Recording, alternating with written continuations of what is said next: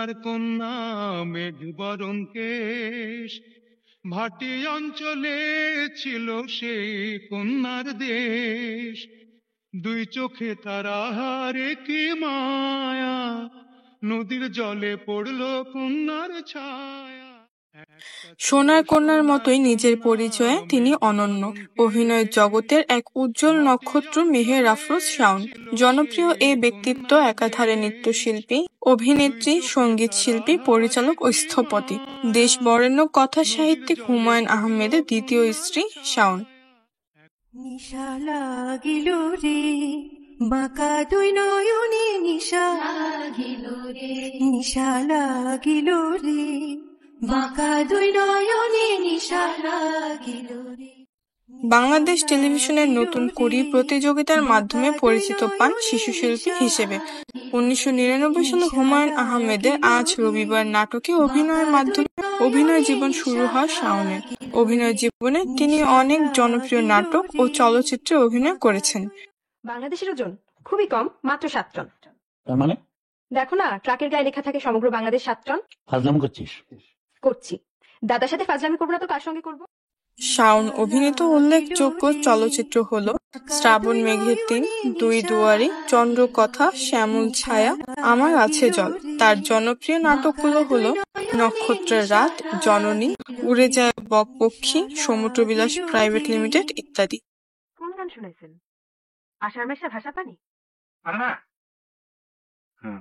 এইটা আমার গান, তাহলে কেন শুনেছেন? এছাড়া তিনি একজন নির্মাতা ও গায়িকা। অভিনেত্রী, পরিচালক মেহের আফরোজ শাওন ভালো লিখতেও পারেন, তবে শাওনের গায়িকা পরিচয়টি তার ভক্তদের কাছে খুব প্রিয়।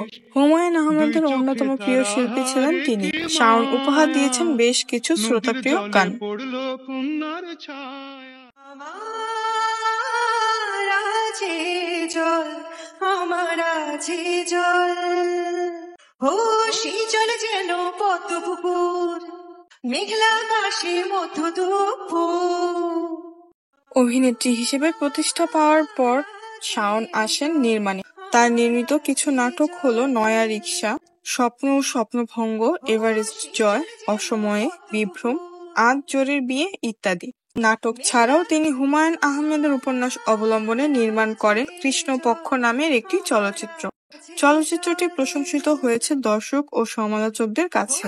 এই সিনেমার জন্য তিনি গায়িকা হিসেবে জাতীয় চলচ্চিত্র পুরস্কার অর্জন করেছিলেন। মনে করো আমি জলের রানী, তুমি বৃষ্টির পুত্র, ছাত্রা যেন কত দেখি, মনে রেখো ব্যক্তিগত জীবনে শাওন তার সন্তানদের সঙ্গে সময় কাটাতে পছন্দ করে, তবে হুমায়ুন আহমেদকে ছাড়া জীবন যেন নিঃসঙ্গ এক জলপরীর মতো মনে হয় শাওনকে। জীবনে সোনার কাঠি ও রূপার কাঠির মতো সবচেয়ে মূল্যবান জিনিসটি হারিয়ে তিনি আজ প্রায় সুখ বিমুখ জীবনযাপন করছেন। দিন যত যাচ্ছে এতেই তিনি অভ্যস্ত হয়ে পড়েছেন, আর এটাই জীবনের বাস্তবতা। কালো মানিক হাত পেতেছে চাঁদ ধরিতে চায়, বামুন কি আর হাত বাড়ালে চাঁদের দেখা পায়।